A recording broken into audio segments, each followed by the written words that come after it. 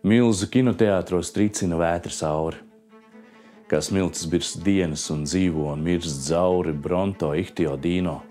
Pabāž pinkaini pauru un skatās pēc vāles. Brīnišķīgs radījums neandertālē. Zālē jau tā džaboņa jau sāk izšķirties, kas lieli, kas mazi. Dažam gribās paņemt kadru un turēt to ciet. Te es dzīmu, te augu, te mulsu. Ojārs Vācietis.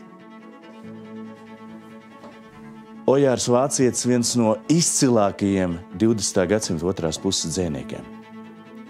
Bet kāda bija viņa ikdiena, kas viņu aizrāva un iedvesmoja?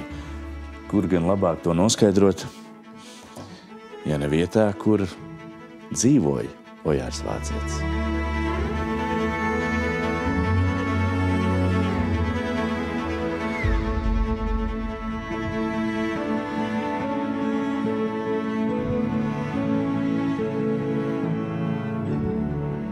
Ojāram Vācietim dzīvokli piešķīra Rakstnieku savienību un teica, ka dzīvoklis nepārāk labs, patāl no Rīgas centra, bez centrāla apkurs, bez siltā ūdens, bet Ojārs Vācietis priecīgs, ticis pats pie sava kārtīga dzīvokļa un raksta savam draugam Gunāram Grāvim: man ir dzīvoklis tik liels, ka tajā var spēlēt futbolu. Dzīvoklim kopā nedaudz vairāk kā 100 kvadrātmetri, pēc tā laika standartiem šķiet diezgan liels dzīvoklis. Tagad dzīvoklī ir 4 istabas, bet toreiz tiešām pavisam viena liela telpa un tālāk 2 mazākas. Man aiz muguras ir Ojāra Vācieša darbistaba. Ojāram nepatīk vārds kabinets, viņš saka darbistaba. Istaba, kurā darboties, strādāt, rakstīt dzeju. Ojārs Vācietis vispār šeit Rīgā, Pārdaugavā, viņš jūtas ārkārtīgi labi. Poētiski Pārdaugavu kā Ojāra Vācieša lielais rakstāmgalds. Viņš ārkārtīgi daudz staigā, mazie pastaigi loki Ojāram Vācietim, tepatām uz Arkādiju parku, uz Āgenskalnu, apkārt Māras ezeram.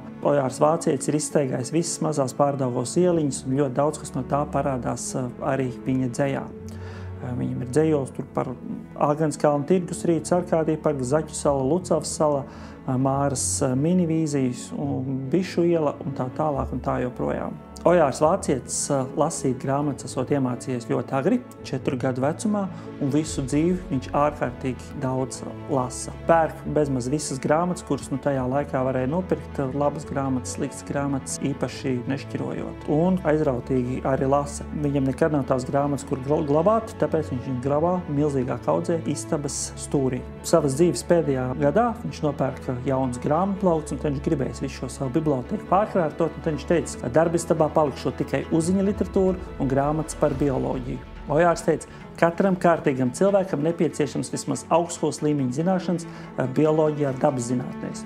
Nezinu, vai pašiem viņam tādas bija, bet ja ielūkojas viņa plauktos, tad var redzēt, ka Ojāram nemaz nav tik daudz dzejas plauktos. Ir jau viņam kaut kur arī Šekspīrs un Rainis, bet pat vēl daudz vairāk dažādas enciklopēdijas grāmatas par kokiem, putniem, akmeņiem, ceļojumu, literatūru, filozofiju. Ojāram Vācietim uz galda stūra stāv 1936. gadā vēl Lumjlaikos izdot grāmatu Latvijas putni. Par to Ojārs Vācietis teica, ka tā ir viņam pati mīļākā, pati svarīgākā grāmata. Nevis tur kāda dzejas grāmata, bet grāmata Latvijas putni, kas viņam ļauj orientēties visos putnos, atpazītos.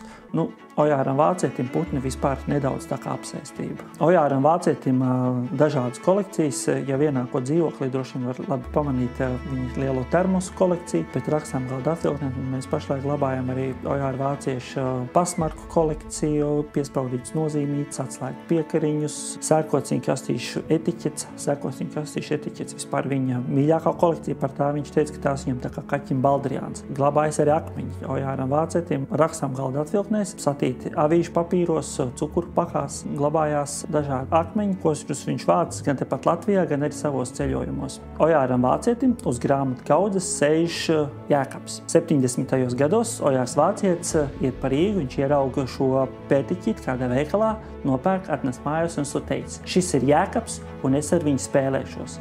Ojārs Vācietis teica, ka šis Jēkabs ir viņa bērnu dzejas pirmais kritiķis. Dzīves laikā Ojāram iznāk 13 dzejoļu krājumi pieaugušajiem un iznāk arī 4 dzejoļu krājumi bērniem.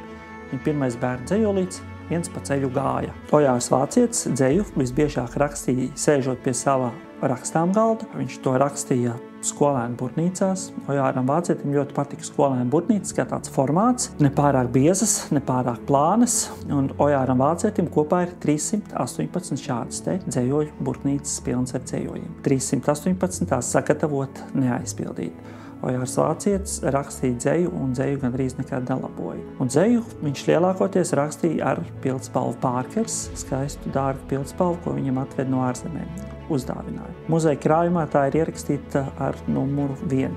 Ojāram Vācietim bija vēl viena šāda pildspalva Pārkers, to sieva Ludmila viņam ielika krūšu kabatā mūžībā aizejot. Ojāram Vācietim reizēm patika vakaros zvanīt draugiem paziņām un lasīt priekšā savus jaunākos dzejojus. Viņš tā varēja piezvanīt, un viņš minūtes 10, 15, 20 lasīja dzejojus. Viņš negaida nekādu vērtējumu, viņam vienkārši ļoti gribas dalīties ar šiem saviem dzejojiem. Dzejniece Vīzma Belševics teica, ja piezvanīja Ojārs un sāka dzeju lasīt, tad jāgriež panna nost, sēž un klausās. Un kādreiz gadījās, kad Ojāram Vācietim piezvan gluži par lietišķiem jautājumiem aprunāties, viņš vienkārši sāk lasīt dzeju.